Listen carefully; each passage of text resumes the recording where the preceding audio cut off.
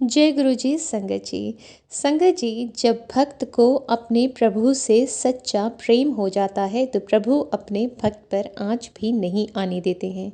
एक बार की बात है, सैन जी जो प्रोफेशन से नाई थे और राज्य में राजा के महल में जाकर राजा की कटिंग किया करते थे, शेविंग किया करते थे, डेली जाते थे महल में।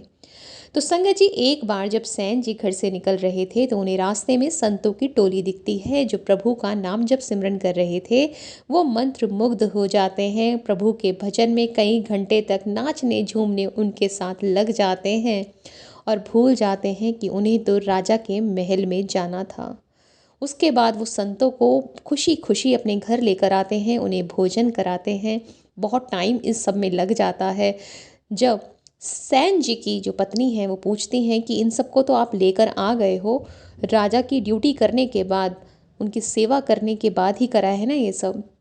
सैन जी चकित रह जाते हैं कि आज वो कैसे भूल गए राजमहल में जाना, और अब राजा तो पता नहीं आज क्या सज़ा सुना देंगे। घबरा जाते हैं बहुत, दौड़े भागते हुए जाते हैं राजमहल की तरफ और वहाँ राजा के चरणों में जाकर गिर जाते हैं कि आज ऐसे ऐसे हो गया और मैं क्षमा याचना करता हूँ, मैं नहीं आ पाया।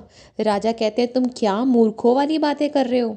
तुम तो सुबह आए तो थे, अपना काम करके तो गए हो। आज तो तुमने इतनी अच्छी सेवा करी, तुम्हारा तो जो स्पर्श था, तुमने जो मेरी मालिश करी, कहाँ तो तुम रोज़ 1 घंटा करते थे, आज तो 2 घंटे तुमने मेरी मालिश करी।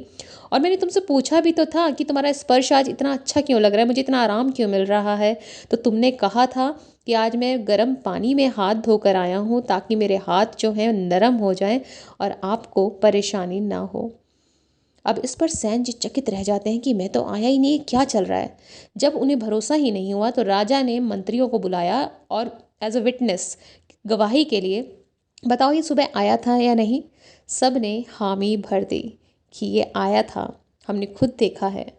इसके बाद सैन जी तो प्रभु के चरणों में जाके नतमस्तक हो गए कि प्रभु, आपको मुझसे इतना प्रेम हो गया कि आप मेरी जगह वहाँ चले गए और आपने राजा की सेवा करी प्रभु होते हुए, ताकि आपके भक्त पर कोई आँच ना आ सके।